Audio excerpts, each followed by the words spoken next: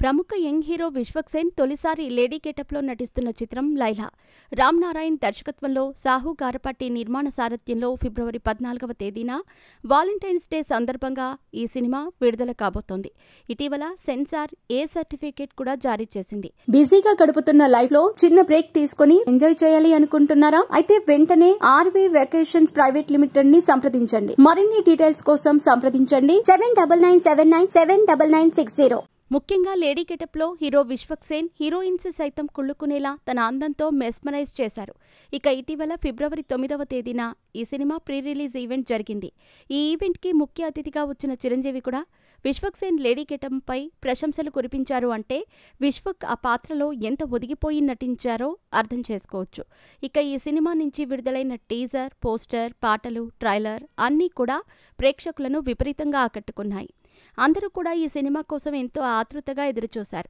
అలాంటి సమయంలో ఈ సినిమా ప్రీ రిలీజ్ ఈవెంట్లో ఇందులో నటించిన 30 ఇయర్స్ పృథ్వీరాజ్ చేసిన కామెంట్లు సినిమాను బాయ్కట్ వరకు తీసుకెళ్లాయి. ముఖ్యంగా పృథ్వీ ఈ సినిమా ఈవెంట్కి వచ్చి రాజకీయాల గురించి మాట్లాడటంతో అందరూ విమర్శలు గుప్పించారు.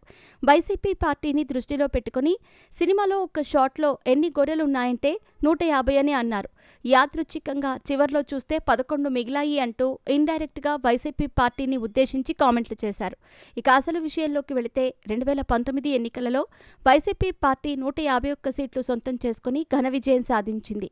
ఇక 2024 ఎన్నికల్లో కేవలం 11 సీట్లకే పరిమితమైంది. ఈ నేపథ్యంలోనే జనసేన పార్టీలో కొనసాగుతున్న పృథ్వీరాజ్ సినిమా వేదికను రాజకీయం చేసేశారు అని చాలామంది విమర్శలు గుప్పించారు. ముఖ్యంగా వైసీపీ అభిమానులు, అల్లు అర్జున్ అభిమానులు కూడా పృథ్వీ మాటలపై విమర్శలు గుప్పించారు. ఇలాంటి సమయంలో తాజాగా ప్రముఖ కమేడియన్, సీనియర్ యాక్టర్గా గుర్తింపు తెచ్చుకున్న బ్రహ్మాజీ కూడా ఒక ఇంటర్వ్యూలో పృథ్వీ గురించి మాట్లాడారు.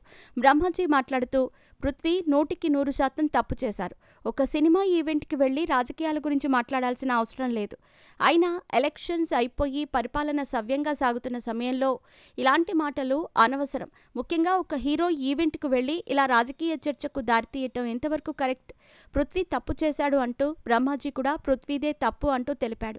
అలాగే హీరో విశ్వక్ సేన్ గురించి మాట్లాడుతూ విశ్వక్ చాలా మంచి హీరో. ముఖ్యంగా తనకు పరిచయం ఉన్నా పరిచయం లేకపోయినా ఎవరైనా సరే తమ సినిమా ఈవెంట్కి కానీ ఏదైనా ప్రత్యేక కార్యక్రమానికి కానీ పిలిస్తే ఏమాత్రం ఆలోచించకుండా వెళ్ళిపోతారు. ఒకసారి ఈ సినిమా ఈవెంట్ కోసం ఏకంగా 1.5 గంటల కారులోనే ఎదురుచూశారు.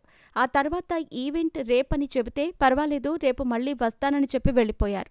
ఆయన చూడటానికే మాస్ కానీ చాలా మంచి అబ్బాయి అంటూ విశ్వక్ సేన్పై ప్రశంసలు కురిపించారు.